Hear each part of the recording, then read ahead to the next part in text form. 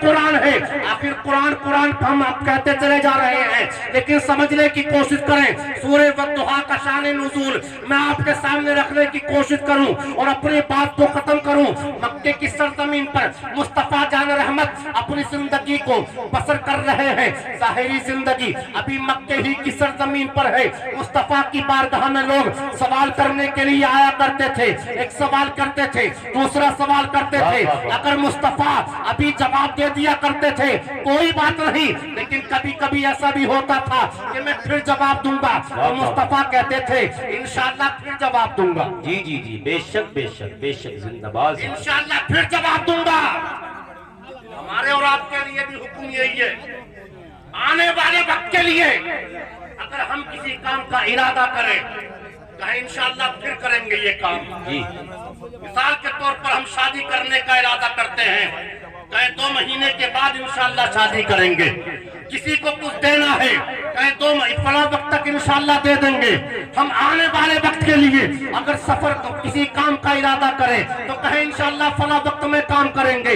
اللہ کے رسول نے کہا انشاءاللہ پھر جواب دے دوں گا. لیکن ایک وقت ایسا بھی آ گیا, اللہ کے پیارے رسول کی بارگاہ میں کچھ لوگوں نے آ کر سوال کر دیا. اس وقت جواب دینے کی اس وقت ضرورت نہیں تھی مصطفیٰ کو, تو تمہارے پیارے پیغمبر نے فرمایا تھا میں جواب پھر دوں گا. آج انشاءاللہ نہیں کہا, آج انشاءاللہ نہیں کہا, اور جب انشاءاللہ نہ کہا سرکار نے وحی آنے کا سلسلہ بند,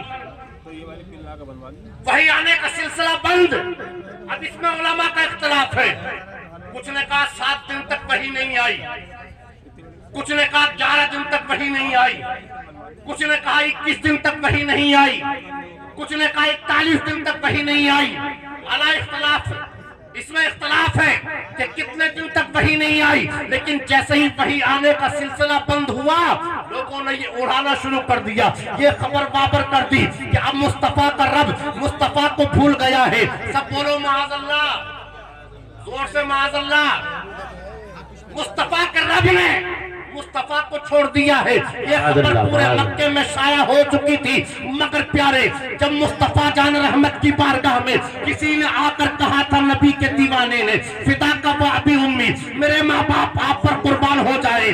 آقا, پورے مکے میں یہ خبر پھیل رہی ہے کہ مصطفیٰ کے رب نے مصطفیٰ کو چھوڑ دیا ہے. تمہارے میرے پیغمبر کا دل پر ٹھیس لگتی ہے, صدمے میں دل ملول ہوتا ہے. اللہ اکبر. مگر پروردگار عالم نے جیسے ہی اپنے محبوب کو دیکھا مصطفیٰ کا چہرہ اتر گیا, فوراً جبریل امی آ گئے اور سورہ والضحیٰ کا شان نزول شروع ہو گیا. زور سے سبحان اللہ, سبحان اللہ, سورہ سبحان اللہ. والضحیٰ کا نزول ہو گیا. کیا کہا رب نے؟ والضحیٰ, اے مصطفیٰ تمہارے رخ زیبا کی قسم, واللیل اذا سجا, اے مصطفیٰ تمہاری زلف معمبر کی قسم. کون سا چہرہ؟ اگر اسی چہرے پر مصطفیٰ اپنی زلفوں کو ڈالے کائنات میں تاریکی ہو جائے, اور انہی زلفوں کو مصطفیٰ اپنے چہرے سے ہٹا دیں پوری کائنات روشن ہو جائے. کون سی زلفیں؟ جن زلفوں کے تعلق سے مصطفیٰ جان رحمت صلی اللہ تعالیٰ علیہ وسلم کی وہ زلفیں کہ اگر یہی زلفیں مصطفیٰ جان رحمت کی لہرا جائیں پورا زمانہ وقت میں آ جائے. جی جی, انہی زلفوں کا ذکر کیا. واللیل اذا سجا, اے مصطفیٰ تمہاری زلف معمبر کی قسم. اب سوال یہ پیدا ہوتا ہے کہ کفار مکہ کا تو اعتراض یہ تھا کہ مصطفیٰ کا رب مصطفیٰ کو بھول گیا ہے, مصطفیٰ کے رب نے مصطفیٰ کو چھوڑ دیا ہے. تو اب یہیں سے شروع ہونی چاہیے تھی آیت کریمہ ما ودعک ربک وما قلی. اے مصطفیٰ تمہارے رب نے نہ تمہیں چھوڑا ہے نہ تمہارا رب تمہیں بھولا ہے. یہیں سے شروع ہونا چاہیے تھا. لیکن والضحیٰ سے شروع ہونے کا مطلب کیا؟ واللیل اذا سجا کیوں کہا؟ تاکہ دنیا والے سمجھ جائیں کہ جو پروردگار مصطفیٰ کے چہرے کی قسم یاد فرماتا ہو بھلا وہ مصطفیٰ کو بھول کیسے سکتا ہے.